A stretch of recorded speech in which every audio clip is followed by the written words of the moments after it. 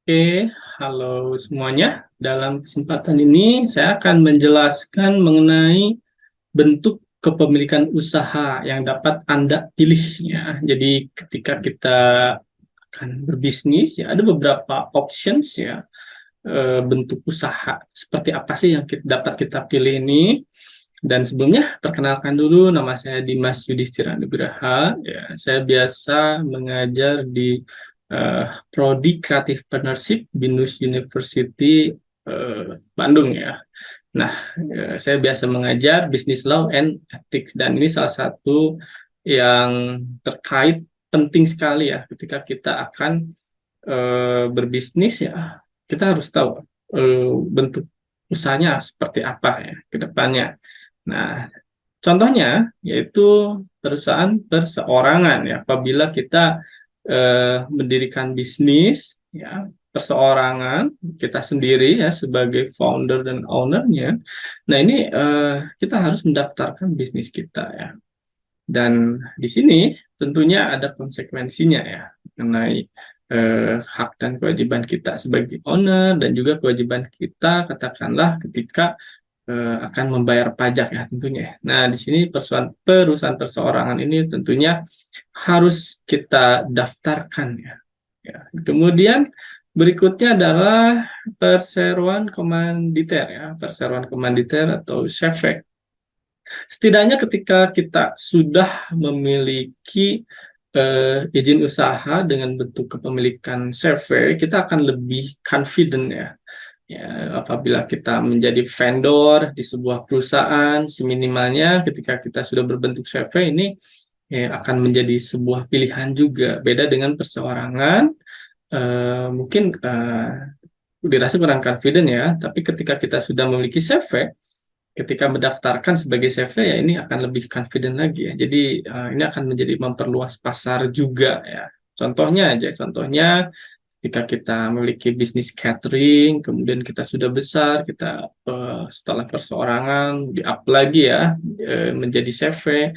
Nah, ini akan jauh lebih baik ya menurut saya, karena banyak sekali ya kebutuhan perusahaan-perusahaan yang membutuhkan vendor untuk makanan ya, untuk lunch atau mungkin dinner atau mungkin juga untuk acara-acara tertentu ya. Nah, di bisnis catering ini bisa jadi pilihan buat perusahaan tersebut.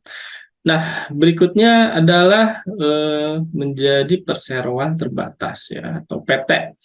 Nah, di sini juga perseroan terbatas atau PT juga tentunya ada konsekuensinya ya.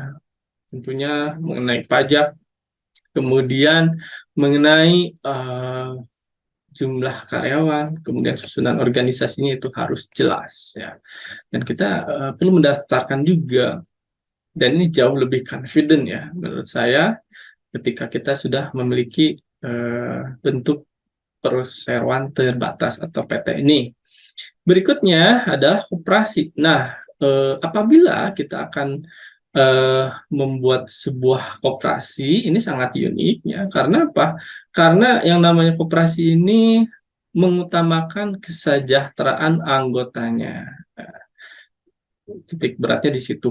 Jadi ketika kita memiliki koperasi, kemudian terdiri dari beberapa anggota, setelah itu koperasi ini memiliki usaha. Nah, usaha tersebut ya, yang mana tadi modalnya berasal dari anggota tersebut, harus jelas secara keuangannya ya, pendapatannya seperti apa, bagi hasilnya seperti apa. Nah, ini harus jelas karena tidak sedikit ya kasus penipuan yang memang katakanlah mengatasnamakan koperasi kayak gitu. Uang terkumpul oleh anggotanya, kemudian usahanya sudah jalan tapi dimakan terus ya hasilnya oleh si pendirinya ya, dilari uangnya. Nah, itu banyak kasus seperti itu. Nah, ini juga tentunya harus diperhatikan. Oleh karena itu ketika kita membentuk koperasi, yang perlu kita ingat ini adalah kesejahteraan bersama ya. Perlu kita ingat, beda dengan PT CV ya, ketika kita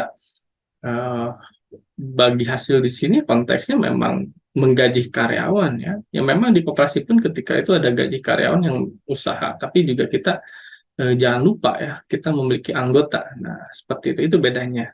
Nah, berikutnya memang ini sekedar pengetahuan saja ya, ada namanya Badan Usaha Milik Negara atau BUMN.